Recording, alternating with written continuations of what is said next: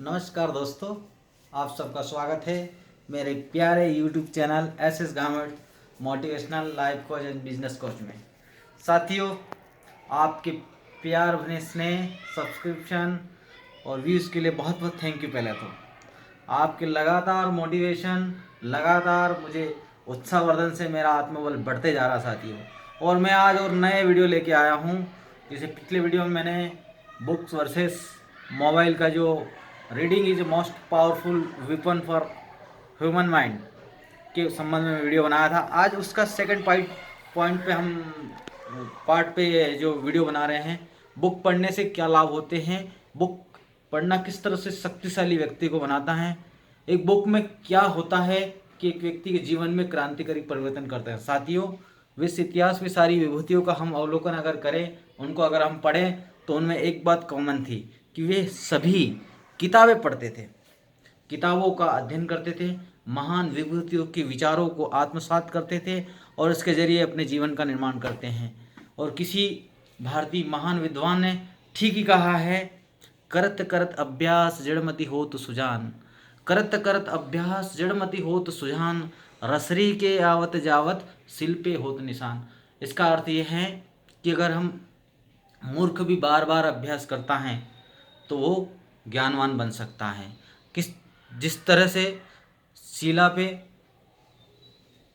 पे रस्सी के बार बार आने जाने से किस प्रकार रस्सी शिला को काट देती है, आप कुएं पे देखते होंगे। तो इसलिए हमारा मन बहुत सॉफ्ट होता है, हमें लगातार अभ्यास करना चाहिए, अपने आप को कम नहीं समझना चाहिए। तो हम साथियों, आज की इस मोटिवेशनल वीडियो में किताबें किस तरह से हमें शक्तिशाली बनाती हैं, हमारे मन, मस्तिष्क, शरीर और अपने व्यक्तित्व विकास में किस तरह से सहयोग होती है। किताबों का सबसे पहला लाभ जो होता है, एक अच्छी किताब में हम एक महान विभूति के जीवन का पूरा दर्शन पढ़ लेते हैं। उन जैसे उदाहरण के रूप में ले हम नेल्सन मंडेला जी को।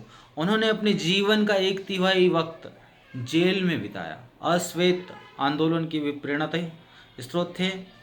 उन्होंने 28 वर्ष जेल में गुजारे। किस तरह से साथियों, ये उनके अन्याय के विरुद्ध लड़ने का, नेतृत्व करने का आत्मबल कहाँ से आया? किताबों के जरिए से आया। महात्मा गांधी भी एक महान रीडर थे। उन्होंने भी महान व्यक्तियों के जीवन का अध्ययन किया और आप देखेंगे भारतीय आज़ादी की वे मुख्य सूत्रधार बने।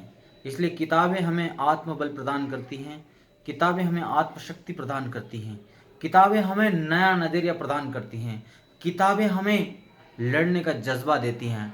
इसलिए एक अच्छी किताब एक सच्चे मित्र से भी लाख गुना अच्छी होती है।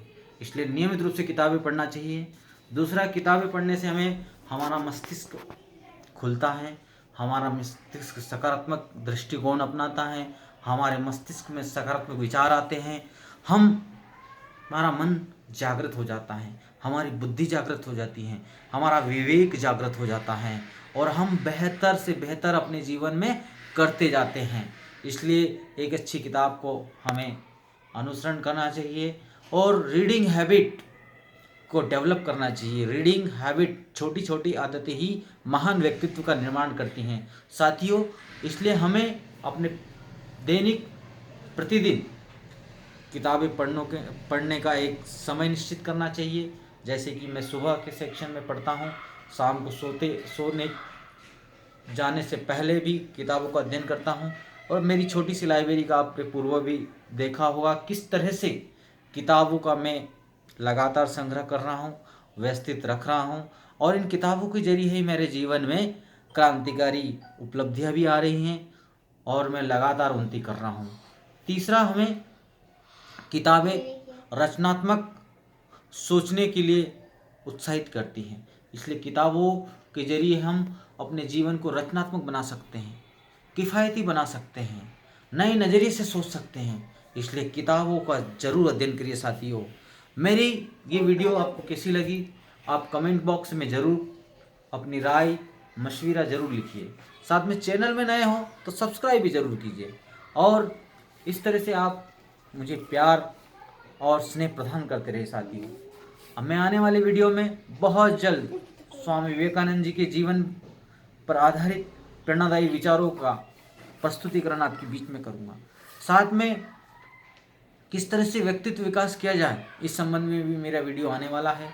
आप सभी ने मुझे प्यार और स्नेह दिया, इसके लिए बहुत बहुत आभार, बहुत बहुत धन्यवाद।